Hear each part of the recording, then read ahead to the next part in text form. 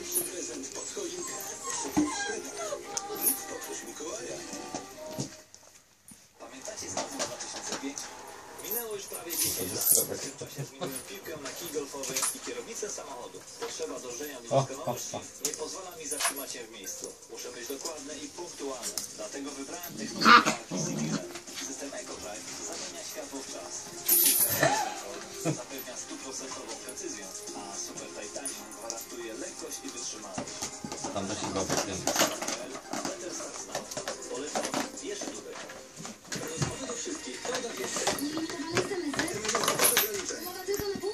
Po raz pierwszy, drugi, trzeci sprzedane. Nielimitowane rozmowy, SMS-y i MMS-y w taryfie Jump za 29,99 miesięcznie z umową na pół roku. Tylko na T-Mobile.pl.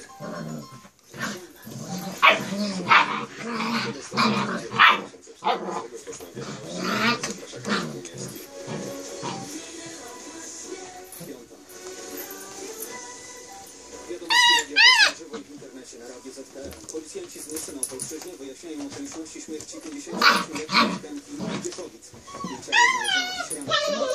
Prokurator nie wykluczył, że do śmierci kobiety i mogły przyczynić się inne osoby. Teraz poszukiwani są m.in. bliscy i sąsiedzi zmarłej 58-latki. Przy płaszczu prawie 4 miliona złotych teraz stanie przed sądem. Chodzi o prezesa fundacji Pomocny Dłoń z Bogusza Roberts. Według śledczych mężczyzna razem z żoną działał na szkole niepełnosprawnych dzieci, które podopiecznego fundacji. Oskarżony 45-latek w czasie śledztwa usłyszał 45 zarzutów. Wszystkie dotyczyły przywłaszczenia pieniędzy w różnych kwotach.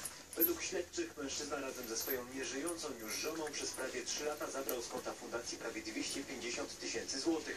Pieniądze trafiały tam w ramach odpisu 1% podatku. Mężczyzna nie przyznaje się do winy, nie potrafił też wytłumaczyć, skąd pieniądze pojawiły się na jego prywatnym koncie. Prezesowi fundacji grozi do 5 lat więzienia. Proces będzie toczył się przed sądem rejonowym w Wałbrzychu. To są wiadomości Radio Z.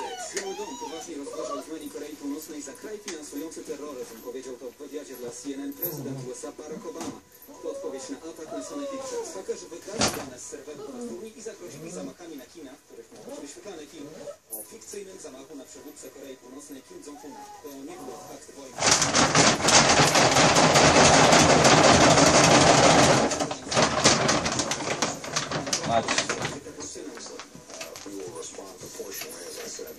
Sony Pictures ostatecznie zrezygnowało z pokazów. W wywiadzie Barack Obama po raz kolejny skrytykował te decyzje wytwórni.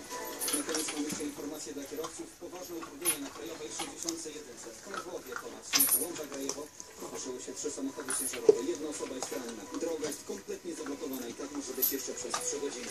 Radio Z. Pierwsze źródło informacji. To jeszcze dla zamotoryzowanych, którzy wybierają się w podróż. Uważajcie, bo zacznie padać deszcz. Padać będzie również w nocy i w poniedziałek przez cały dzień. W całym kraju bez wyjątku. Niestety, ale temperatury na plusie nawet w nocy od 1 do 3 stopni, a jutro od 6 do 7 w północno-wschodnich rejonach, w centrum od 7 do 8 i nawet do 10 stopni na termometrach w południowej części kraju i w pasie od Szczecina przez Koszalin do Trójmiasta. Weekend wita w Radio Z. Wita Radomir Ott. Dzień dobry, jeśli jeszcze nie miałem okazji z kimś się przywitać i zapraszam na kolejną niedzielną godzinę weekendu. Witam w Radio Z.